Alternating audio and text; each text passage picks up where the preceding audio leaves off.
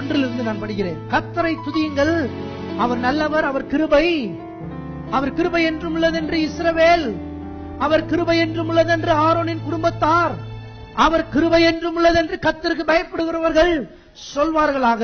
பாருங்க, இப்பெல்லாம் சொன்னதுக்கு அப்புறம் என்ன நடக்குது பாருங்க, சொல்லி சேர்ந்து படிங்க.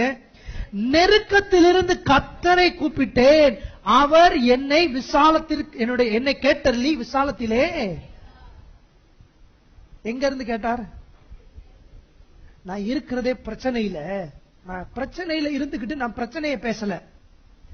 400 பேருக்கு கத்து கொடுக்கிறான் பாருங்க. நீ பிரச்சனையில இருந்துகிட்டு பிரச்சனையை பேசுன அப்படின்னா நீ விசாலத்துக்கு போக முடியாது. நீ விசாலத்துக்கு போகணும் அப்படின்னு சொல்லி சொன்னா கிருபைய பேசணும். நீ எதை பேசணும், எதை சொல்லணும்? சொல்லுங்க, கிருபை. எல்லாம் சத்தமா சொல்லுங்க, கிருபை. நீங்க எதை சொல்லணும்?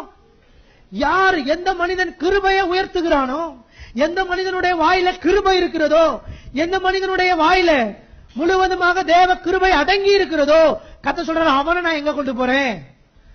அதோட இந்த காலை வேளையில யார் கிருபை யார் வாயில இருக்கோ அவங்களுக்கு தான் தேவன் தயவை என்ன செய்ய போகிறார். இப்ப 16, அதற்கு கர்த்தர், நான் உன்னோட கூட, அவர் என்னோட கூட இருப்பார். எல்லா பிரச்சனையும் எப்படி மாற போகுது தெரியுமா? ஒரு மனுஷனை முறியடிப்பது போல பிரச்சனைகளை நீங்க எப்படி செய்ய போறீங்க? கர்த்தர் உங்களோட கூட இருக்கிறார், கிருபை உங்களோட கூட இருக்கு. கிருபை உங்களோட கூட இருக்குன்னு சொல்லி சொன்னா பிரச்சனைகளை ஒரு மனுஷனை முறியடிக்கிறது போல என்ன செய்வீங்க?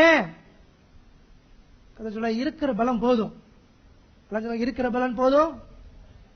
ஆமா, ஏன் இருக்கிற பலன் சொல்லி அவர் எதை சொன்னாரு? அவர் இருக்கிற பலன் சொல்லி எதை சொன்னாரு? நான் உன் கூட இருக்கிறேன்றதுதான். அவர் என் கூட இருக்கிறது தான் எனக்கு பலன். அதனால கர்த்தர் சொன்னாரு, இருக்கிற பலத்தோட அவன்கிட்ட பலனே இல்ல, அவன்கிட்ட என்ன கிடையாது, அவன்கிட்ட பலனே இல்ல. அவன் அதைத்தான் சொல்றான், ஆண்டவரே எங்களை கைய விட்டுட்டீங்க, எங்களை மறந்துட்டீங்க, அதனாலதான் எங்களுக்கு இவ்வளவு பிரச்சனை அப்படின்றான். ஆனா கர்த்தர் சொல்றாரு, இருக்கிற பலத்தோட, இருக்கிற பலன் வேற ஒண்ணும் கிடையாது. இருக்கிற பலன் தேவன் அவனோட கூட இருக்கிறாரு.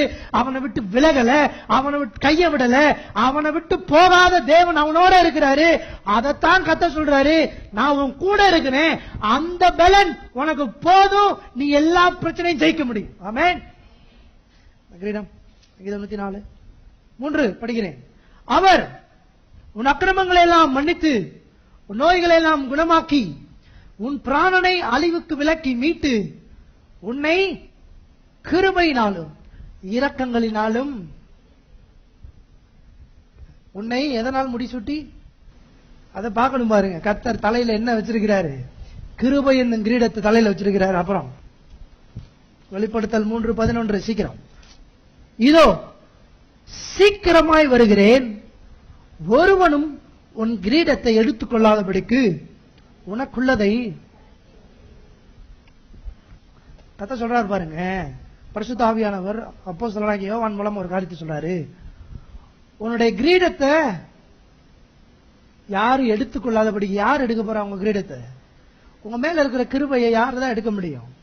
பிசாசு. என்ற வேதம் சொல்லுது, திருடன் திருடவும் கொல்லவும் அழிக்கவும் வருகிறானே என்று வேற ஒன்றுக்கும். உங்க மேல இருக்கிற அந்த கிரீடத்தை பிசாசு திருடுறதுக்கு நீ என்ன செய்யாத. வேதத்துல சொல்லப்பட்டிருக்கிறது, பிசாசுக்கு என்ன செய்யாதிருங்கள், இடம் கொள்ளாதிருங்கள். Don't give a chance to Satan. பிசாசுக்கு இடம் கொடுத்துறாதீங்க. எப்பொழுதும் விழிப்புள்ளவர்களாயிருங்கள். ஏனென்றால் உங்களுடைய எதிராளியான பிசாசானவன் எவனை விழுங்கலாமோ என்று வகை தேடி உங்க மேல இருக்கிற அந்த கிருபைய எப்படியாவது புடுங்கி போடணும்னு சொல்லி ஒருத்தன் கங்கணம் கட்டி அலைஞ்சுக்கிட்டு இருக்கான். இப்ப தேவ பிள்ளை ரொம்ப எச்சரிக்கையா கிருபை மேல உங்களுடைய விசுவாசத்தையும் நம்பிக்கையும் பதிக்க வேண்டியது. எப்படி கிருபை எடுக்கப்படும்? கிருபை எப்படி எடுக்கப்படும் நான் சொல்லிடுறேன். அது உங்க வாயின் வார்த்தைகளால தான் என்ன செய்யப்படும்? கிருபை என்ன செய்யப்படும்? எடுக்கப்படும். உங்க வாயின் வார்த்தைகளால தான் உங்க தலையில இருக்கிற கிரீடம் என்ன செய்யப்படும்? எடுக்கப்படும். தேவன் சொல்லிட்டாரு, என்னுடைய கிருபையை நான் என்ன செய்ய மாட்டேன், அவனை விட்டு எடுக்க மாட்டேன். அந்த கிரீடத்தை நான் மேல வச்சதான் அதை எடுக்கவே. ஆனா திருடுறதுக்கு ஒருத்தன் வர்றான். ஆனா அவனுக்கு மட்டும் கொஞ்சம் என்ன செய்யுங்க, இந்த வாயிலிருந்து வர்ற வார்த்தை கிருபையை உயர்த்துகிற வார்த்தையா இருக்குன்னு சொல்லி சொன்னா, சொல்றேன், கனமும் மகிமையும் உங்களை தேடி